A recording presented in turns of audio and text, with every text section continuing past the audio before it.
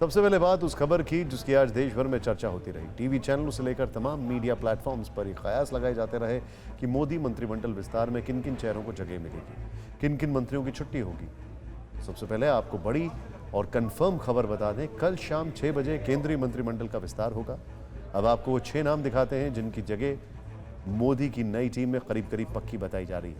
यह है ज्योतिरादित्य सिंधिया, असम के पूर्व CM Sarbananda Sonowal, Maharashtra senior BJP leader Narayan Rane, Bihar के पूर्व डिप्टी सीएम सुशील मोदी, अपना दल की अनुप्रिया पटेल और एलजेपी सांसद पशुपति पारस। सूत्र बता रहे हैं कि मंत्रिमंडल में 20 से 22 नए चेहरों को जगह दी जा सकती है। जिन मंत्रियों के पास ज्यादा विभाग हैं उनके विभाग कम किए जा सकते हैं। इसके अलावा मोदी की नई टीम में सारे समीकरणों का ध्यान रखा जा रहा है, क्योंकि अगले साल उत्तर प्रदेश, उत्तराखंड, गुजरात, गोवा, हिमाचल प्रदेश और पंजाब 6 राज्यों में चुनाव है।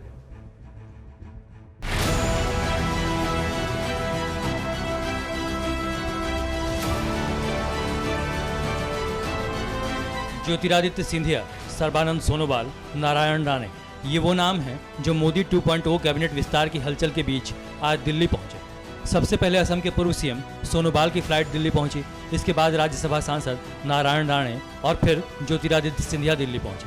हालांकि इनमें से किसी ने भी मंत्रिमंडल विस्तार पर मुंह नहीं खोला। मैं एमपी हूँ तो दिल्ली आना ही पड़ता है। अभी सेशन के पहले हम लोग आ जाते हैं इधर। देखो, विशेष कुछ होगा तो जरूर बताएंगे। आपको कोई छुपा सकते हैं क्या? कुछ बात छुपा नहीं सकते। कुछ वक्त मुझे दो, मैं आपसे बात करूँ। मैं महाकाल मंदिर तो हर साल जाता हूँ। महाकाल मंदिर तो हमारा है भाई। दिल्ली से आने के लिए महाकाल मंदिर के दर्शन करना सौभाग्य है हर व्यक्ति के लिए।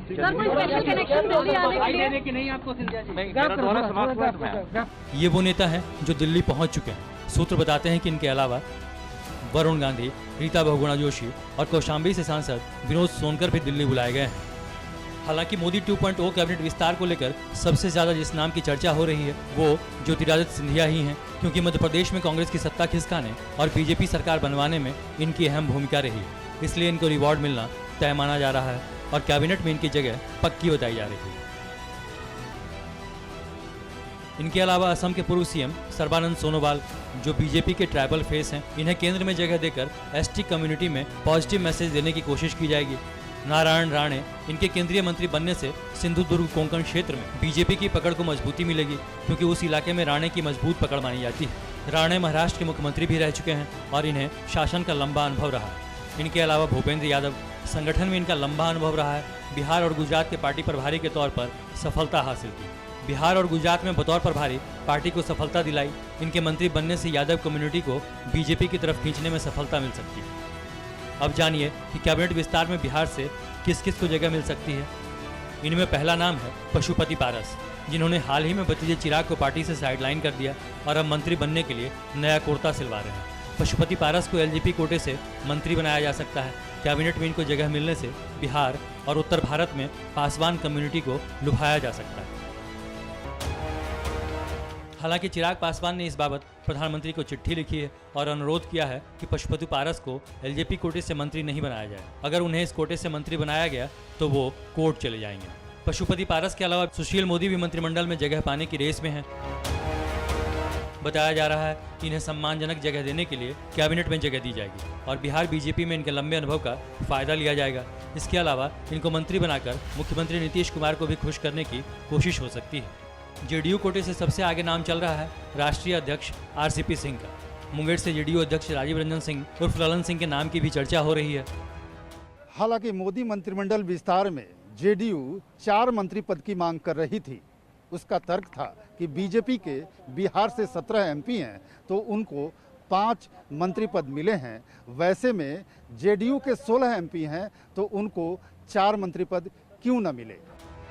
मोदी कैबिनेट के संभावित विस्तार में अब बात करते हैं यूपी के चेहरों की। यहाँ विनोद सोनकर के नाम की चर्चा तेज है। विनोद सोनकर दलित चेहरा हैं।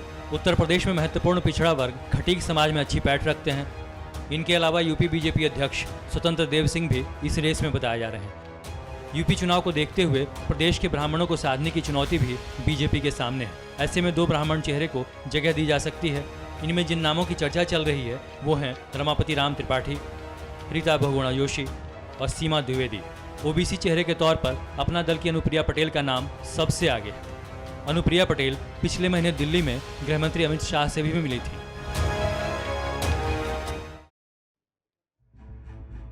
जाहिर है कि मंत्रिमंडल विस्तार के जरिए चुनाव वाले राज्यों और वहां के जातिगत समीकरण को भी साधने की कोशिश है।